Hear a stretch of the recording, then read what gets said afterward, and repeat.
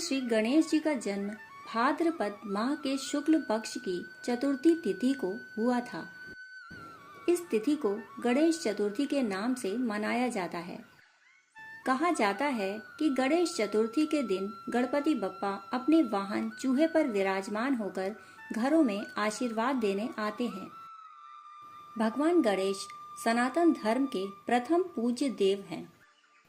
देश भर में गणेश चतुर्थी को भगवान गणेश के जन्मोत्सव के रूप में मनाया जाता है। यह उत्सव गणेश विसर्जन तक यानी 10 दिनों तक चलता है। क्यों भगवान गणेश ने चूहे को ही अपना वाहन बनाया? भगवान गणेश द्वारा चूहे को अपना वाहन बनाने के पीछे कई पौराणिक कथाएं मिलती हैं। आइए जानते हैं इससे जुड़ी रोचक कथाएं। हिंदू धर्म में भगवान गणेश को बुद्धि के देवता के रूप में पूजा जाता है। ऐसा माना गया है कि किसी भी मांगलिक कार्य की शुरुआत से पहले यदि गणेश जी की पूजा की जाए तो इससे वह काम निर्विघ्न पूरा होता है। इसीलिए उन्हें विघ्नहर्ता भी कहा जाता है। जिस प्रकार सभी देवी देवताओं की एक खास सवारी होती है, जैसे माँ दुर्गा शेर की सवारी करती हैं, भगवान शिव के वाहन नंदी हैं। ठीक उसी प्रकार गणेश जी ने अपने वाहन के रूप में एक मूषक यानी चूहे को चुना है। क्या आपने कभी सोचा है कि भगवान गणेश ने अपनी सवारी के रूप में इतने छोटे और दुर्बल जीव को ही क्यों चुना? आइए जानते हैं इसका कारण। पौराणिक कथा के अनुसार एक बार इंद्रदेव अपनी सभा में किसी गंभीर विषय पर चर्चा कर रहे थे। वहां क्रौंच नाम का गंधर्व भी मौजूद था। इस दौरान वह कुछ अनुचित कार्य कर सभा को भंग कर रहा था। ऐसे में क्रौंच का पैर गलती से मुनि वामदेव को लग गया। क्रोध में आकर मुनि वामदेव ने क्रौंच को चूहा बनने का श्राप दे दिया। मुनि वामदेव के इस श्राप से वह विशालकाय मूषक बन गया। मुनि के श्राप से बेहोश होकर वह सीधे ऋषि पराशर के आश्रम में जा गिरा। उसने वहां भी बहुत उद्दंडता की। मिट्टी के सारे पात्र तोड़ दिए, आश्रम की वाटिका तहस नहस कर दी और सभी के वस्त्रों और ग्रंथों को कुतर दिया। आश्रम का सारा अन्न खत्म कर दिया। इससे परेशान होकर पराशर ऋषि भगवान गणेश जी की शरण में पहुंचे और उन्हें सारी व्यथा सुनाई। तब गणेश जी ने कहा कि वह इस चूहे को जरूर सबक सिखाएंगे। गणेश जी ने मूषक को पकड़ने के लिए अपना पाश फेंका। भगवान गणेश के पाश ने पाताल लोक से मूषक को ढूंढकर गजानन जी के सामने उपस्थित कर दिया। पाश मूषक के गले में बंधा था, जिससे वह मूर्छित हो गया। होश में आने के बाद उसने गणेश जी से अपने प्राणों की भीख मांगी। गणेश जी ने मूषक से वरदान मांगने के लिए कहा तो उसने इनकार कर दिया।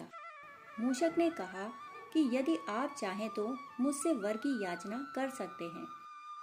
मूषक के गर्व से भरे ये बोल सुनकर गणेश जी मुस्कुराए और बोले, तू मेरा वाहन बन जा।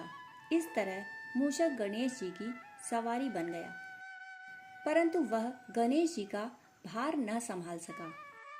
तब मूषक ने गणेश जी से क्षमा मांगते हुए याचना की कि आप अपना भार मेरे शरीर के अनुसार कर दें।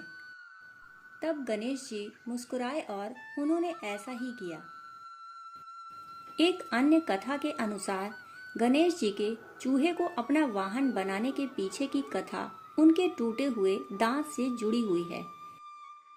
एक बार गजमुखासुर नामक एक शक्तिशाली राक्षस ने देवताओं को बहुत परेशान किया। गजमुखासुर नाम का असुर, असुरों का महाराजा, हजारों युगों पहले सभी देवी देवताओं को अपने वश में करना चाहता था। साथ ही वह बहुत शक्तिशाली और धनवान भी बनना चाहता था। उसे यह वरदान मिल जाए, इसलिए वह अपना महल और राज्य छोड़कर जंगल में जा शिव जी से वरदान प्राप्त करने के लिए बिना भोजन खाए दिन रात तपस्या करने लगा। कई साल बीत गए। फिर शिव जी उसकी तपस्या से प्रसन्न हुए और उन्होंने उसकी भक्ति को देखकर उसे कई शक्तियां प्रदान कर दी। जिससे वह बहुत शक्तिशाली बन गया। उसे शिवजी से यह वरदान प्राप्त था कि उसे किसी भी अस्त्र शस्त्र से नहीं मारा जा सकता। असुरों के राजा गजमुखासुर को अपनी शक्तियों पर घमंड होने लगा, जिसके बाद उसने अपनी शक्तियों का दुरुपयोग करना शुरू कर दिया। उसने देवी देवताओं पर आक्रमण करना शुरू कर दिया। गजमुखासुर हमेशा यही चाहता था कि हर देवता उसका ही पूजन करे। अपने जीवन की रक्षा के लिए सभी देवता शिव, विष्णु और ब्रह्मा जी की शरण में जा पहुंचे और उनसे इस समस्या का उपाय करने को कहा।